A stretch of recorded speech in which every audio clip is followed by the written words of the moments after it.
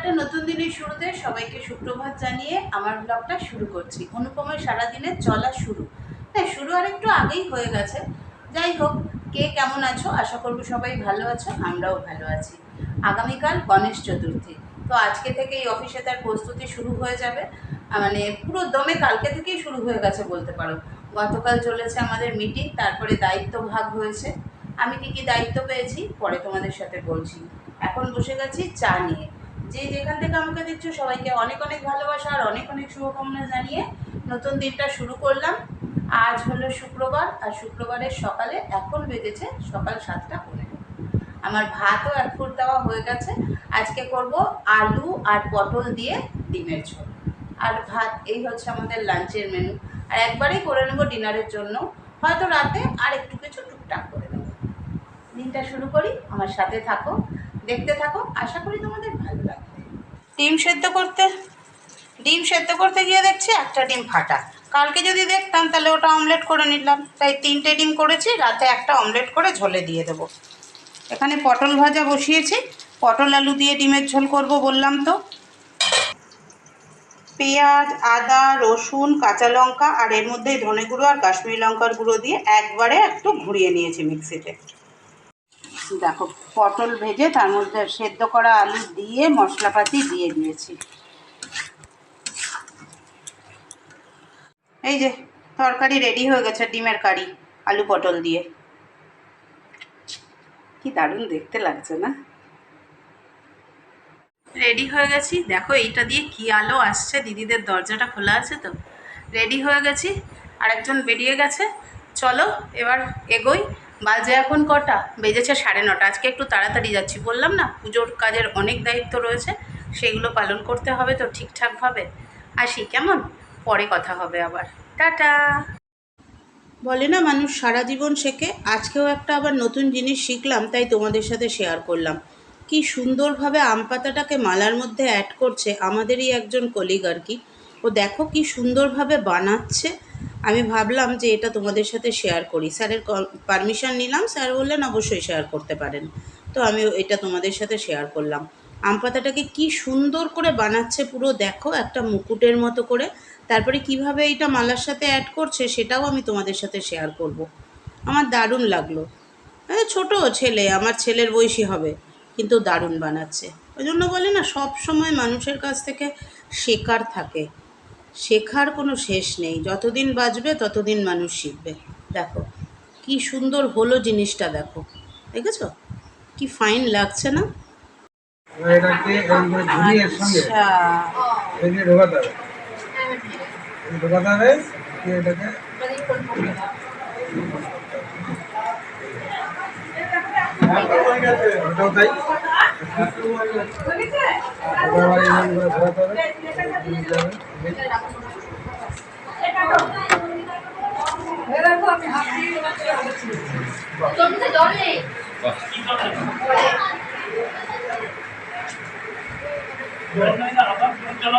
আচ্ছা,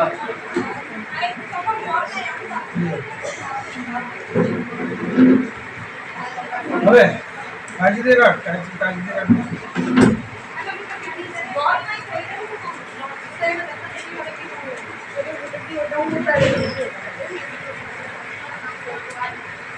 প্যাচটা একটু দেখে নেবে আপনার কাছে। হ্যাঁ, ওটার ভেতর দিয়ে নিয়ে এসে এই ঠিকই আছে, এবার এই গ্যাপটা দিয়ে দেবো।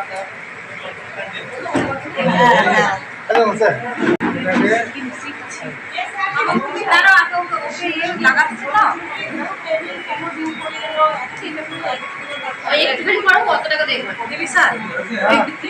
এখান দিয়ে বের করতে হবে।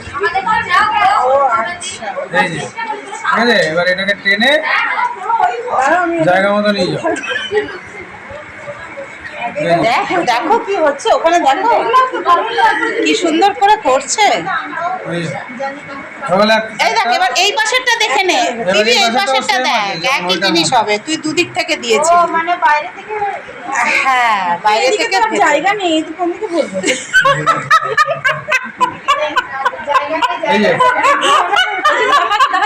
সুন্দর হচ্ছে, তোরা চিল্লামিল্লি করছিস।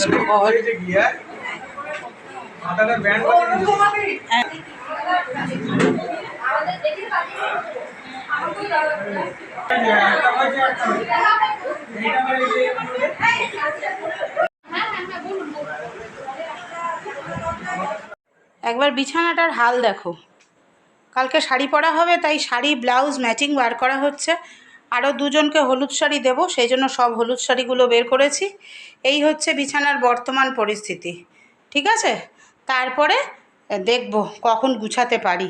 এখন জাস্ট অফিস থেকে এসেছি, এখন একটু চা করি, চা খাই। পল্লব আজকে সন্ধে দিয়ে দিয়েছে। দায়িত্ব নিয়ে কাজ করতে আমি ভীষণ ভালোবাসি, সে বাড়িতেই হোক বা কর্মক্ষেত্রে যেখানেই। স্কুলে যখন সরস্বতী পুজো হতো তখনও প্রচুর দায়িত্ব নিয়ে কাজ করেছি, এখানেও অনেক দায়িত্ব নিয়েই কাজ করছি। প্রথম দায়িত্ব যেটা ছিল সেটা সকাল থেকে আজকে পালন করে ফেলেছি। সেটা হচ্ছে কিছু কালেকশনের ব্যাপার ছিল, সেই কালেকশানগুলোর দায়িত্ব দিয়েছিল আমাদের 3জন সহকর্মীকে। আমি আমার 2জন সহকর্মী নিয়ে সেটা সাকসেসফুলভাবে করে বাকি কাজগুলো সেরে ফেলেছি অফিস থেকেই। আগামীকালের আমার দায়িত্ব আছে, পুরো কালচারাল কমিটির সেক্রেটারি আমি। পুরো কালচারাল কমিটিটাকে আমাকেই নিয়ে কাজ করতে হবে, কি কি হবে না হবে। কালকে অনেক কালচারাল প্রোগ্রাম আছে।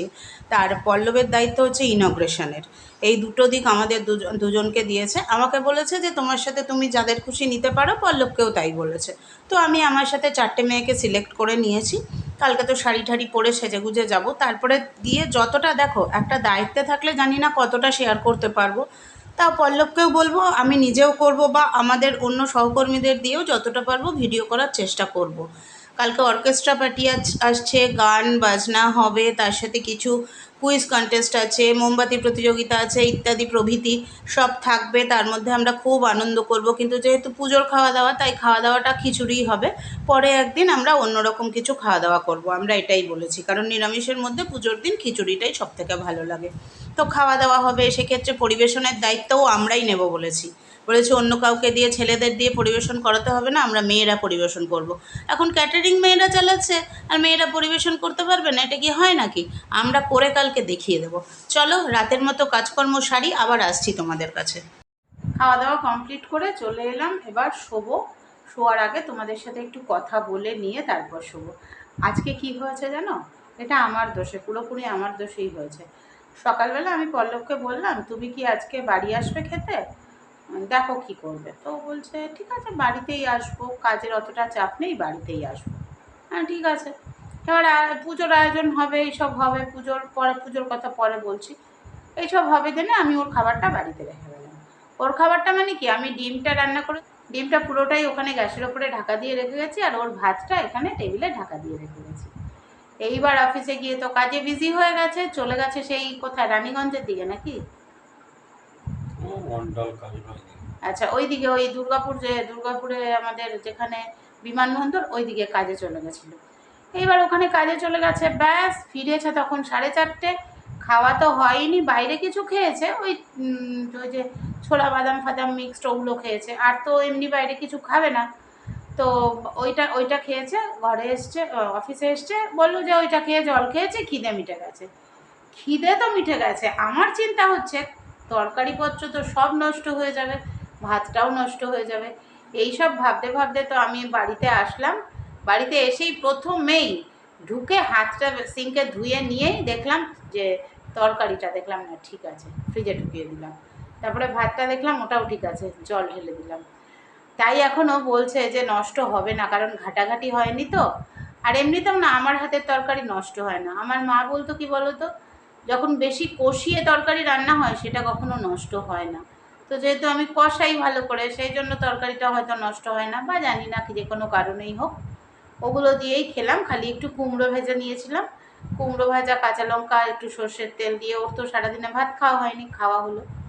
আর পুজোর ব্যাপারে বলি, পুজোর ব্যাপারে আজকে সাজানো গোছানো হলো, তোমাদের সঙ্গে তো শেয়ার করলাম কতটুকু কি হয়েছে। তারপরে ওপরে গিয়ে আমরা খেলছিলাম, কি বলে, অন্তাক্ষরী খেলছিলাম। অন্তাক্ষরী 7জন করে টিম হয়েছিল, জোরদার লড়াই চলছিল, কেউই হারছে না। হ্যাঁ, করতে করতে 6:45 বেজে গেল। মানে আমরা শুধু মেয়েরা, কিন্তু কোনো ছেলে ছিল না তার মধ্যে, মানে পল্লবও অংশগ্রহণ করেনি ওর মধ্যে, ওরা শুধু দর্শক হিসেবে ছিল।